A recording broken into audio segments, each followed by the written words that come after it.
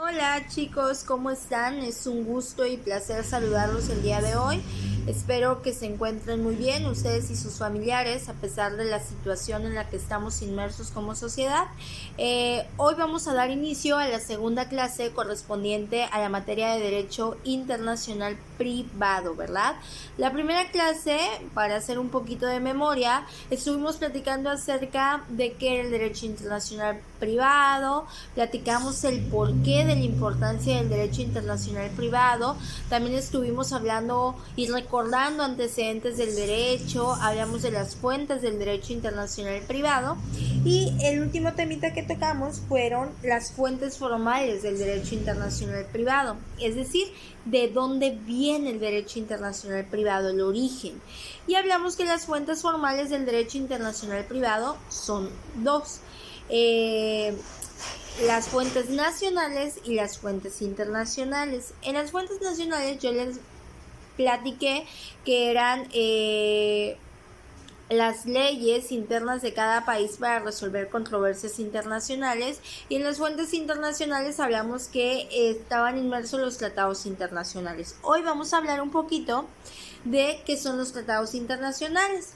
Los tratados internacionales son acuerdos de voluntades que se dan entre dos o más países, ¿verdad? Estos acuerdos generan derechos y obligaciones recíprocas entre estos países con la finalidad de regular algún aspecto de una relación internacional. En términos simples, los tratados internacionales van a ser aquellos acuerditos, ¿verdad?, que se tomen entre países de distinta soberanía, es decir, entre, por ejemplo, México, Estados Unidos y Canadá, son países de distinta soberanía que llegaron a un acuerdo comercial. Ese es un ejemplo claro de un tratado internacional.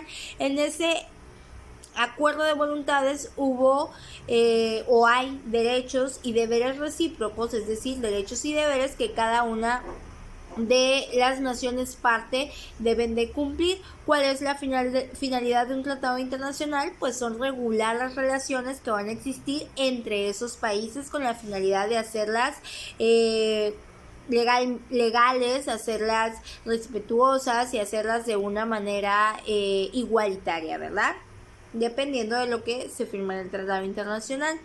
Bien chicos, en materia de derechos internacionales, en este caso privado, hay un conjunto de tratados internacionales que se han celebrado. Uno de ellos es el Código de Bustamante, que tuvo lugar en Cuba y debe su nombre a precisamente uno de los principales pioneros del derecho internacional privado.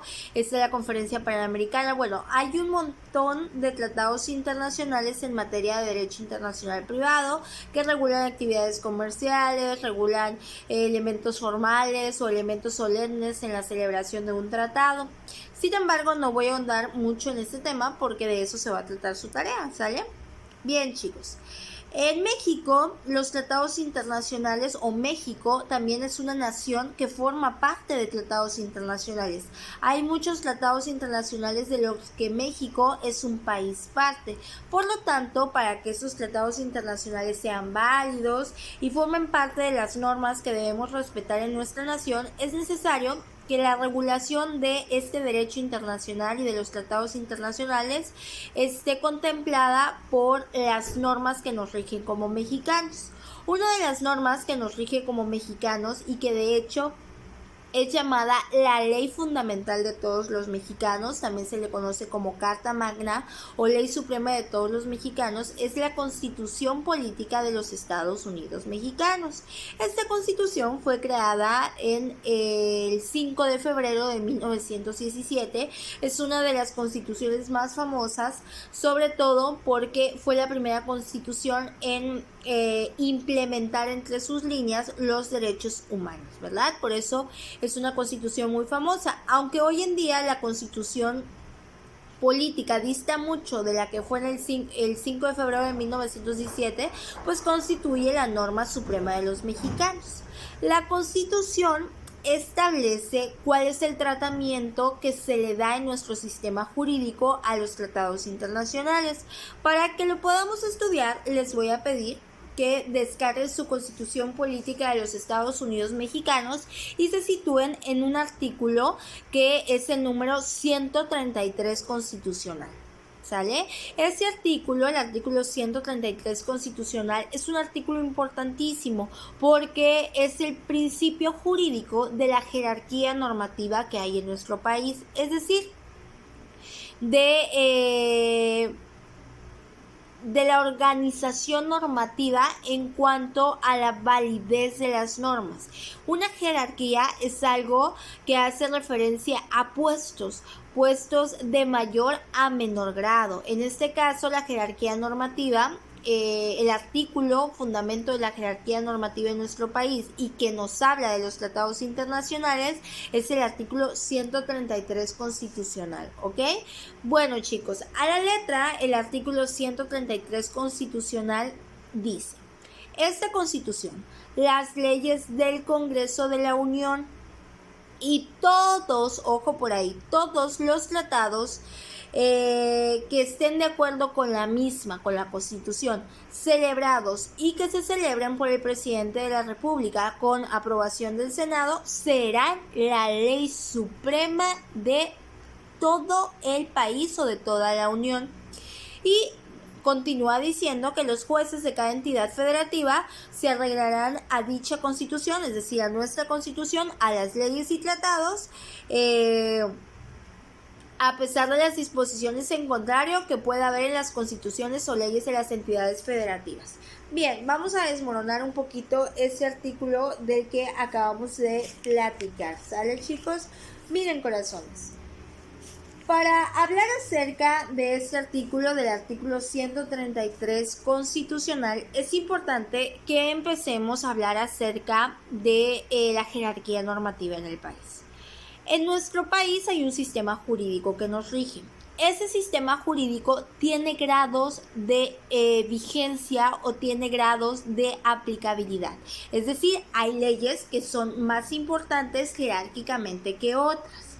¿Sale? A esta jerarquía que hay en cuanto a leyes se le organiza a través de un triangulito que se denomina pirámide de Kelsen.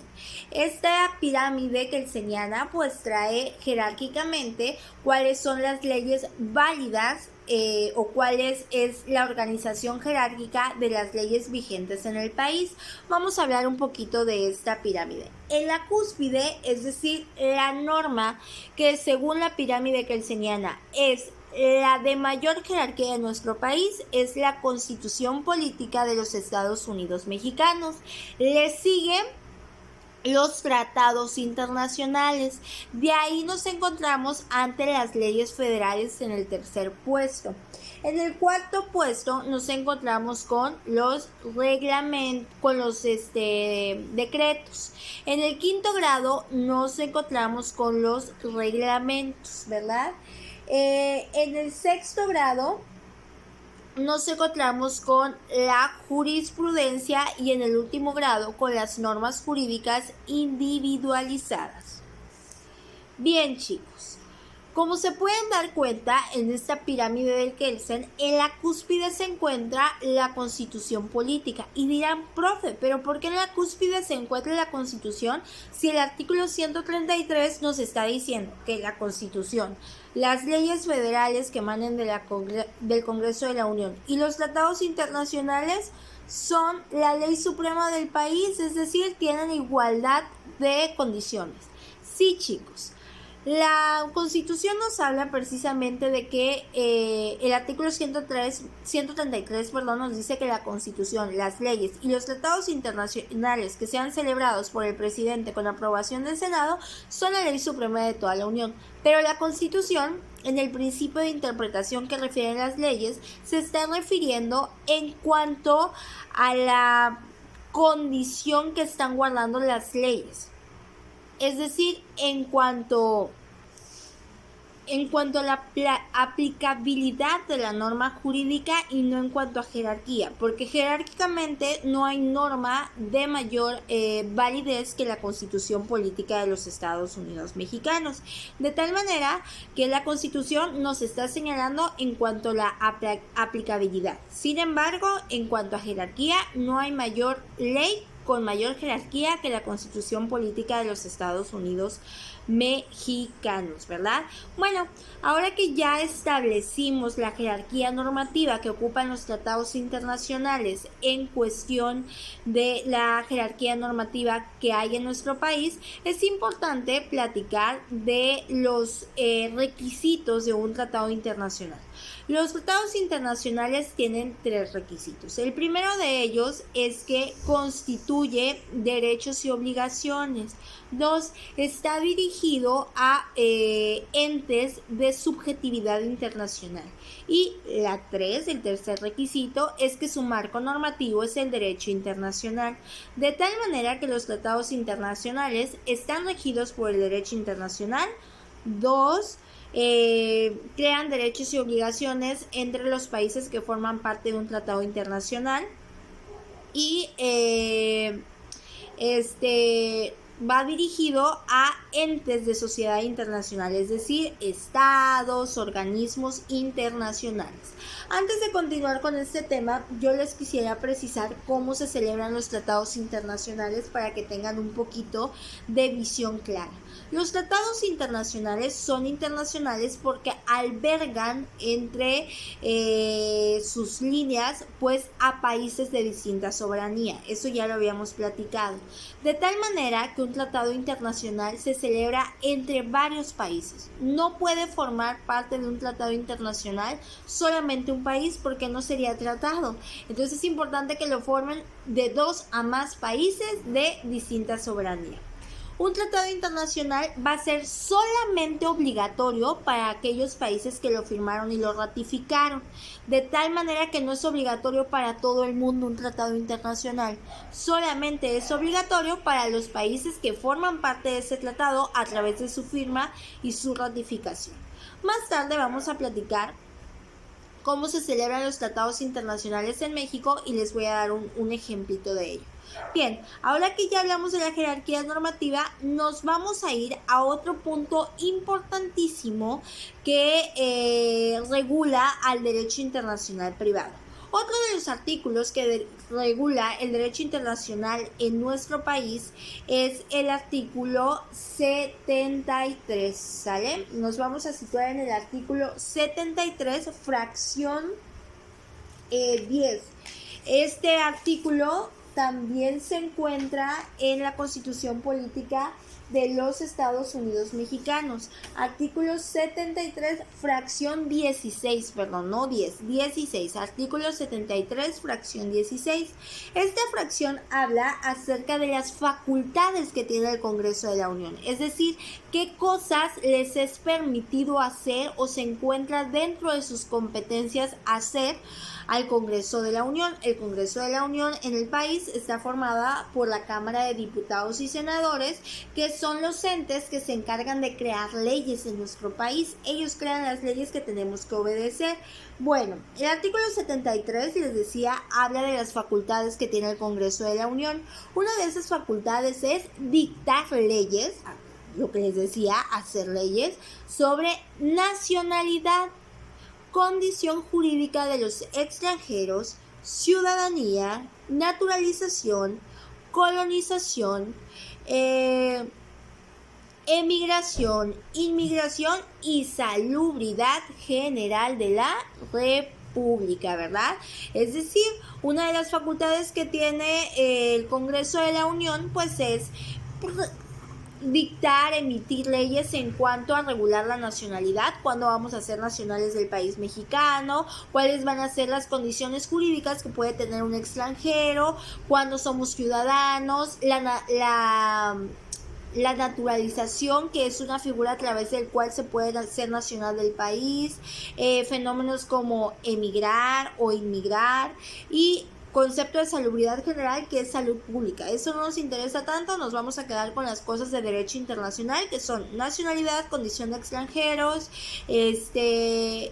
emigración, inmigración, ciudadanía y naturalización, ¿ok? Bueno, ese también es un artículo importante para el derecho internacional. Otro de los artículos importantes para el derecho internacional privado es el artículo 89. Vámonos al artículo 89. El artículo 89 en su fracción 10, ahí sí es la fracción 10, nos habla, el artículo 89 de manera general nos habla de cuáles son las facultades del presidente de la República, es decir, el titular del Ejecutivo Federal.